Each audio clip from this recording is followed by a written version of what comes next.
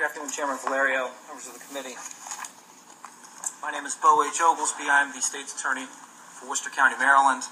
I'm here in support of House Bill 709 and also represent the support of Dan Powell, who is the State's Attorney for Somerset County. He has court obligations and could not attend. Members of the committee, imagine, if you will, your loved ones, your spouse, your parents, your children, brutally murdered. Imagine that the individuals, the murderers themselves, are assisted by another in the disposal, the removal, and ultimate reburial of your loved one. I think we can all agree that all individuals involved in these most heinous of crimes need to be held accountable. I think we can all agree that there are varying levels of accessory after the fact. There are varying degrees of involvement. There are varying degrees of heinous activity. I submit to this committee that a limit on 5 years does not hold accountable the individuals that participated in the 2 murders in Worcester and Wycomico County. They do not hold accountable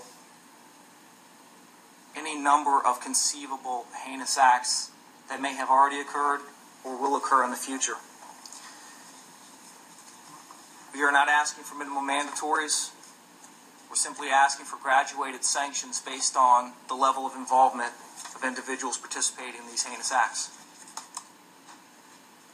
I submit to this committee that this would be a vote of confidence in the judiciary, and it would allow judges to fashion sanctions and sentences that are commensurate with the acts that these individuals have perpetrated. I again thank you very much for your time. Good afternoon, Chairman, members of the committee. My name is Ella Dishran. I'm the Deputy State's Attorney for Wycomico County. Mr. Mazzarella and I tried William Hill, the individual who murdered Whitney Bennett, the daughter of Miss Robin Bennett. He received a sentence of life without parole. But his father, Claude Hill's acts were almost as heinous as what he did. The testimony at trial was that Will went into the bedroom and told his father that Whitney was dead. Mom said, "Call 911. Dad said, "No, we'll take care of it." They then proceeded to put Whitney's body and every stitch of evidence that she was ever in that house into an industrial-sized trash bag. They then put her in the trunk of a car, drove her to Somerset County to a piece of property that family owned. There's nothing on that property but woods and a dilapidated trailer. She was buried in a shallow grave, and they acted like she never existed. Through interviews and investigation, they were able to go back to, the investigators found that property in January of 2011, and they searched it.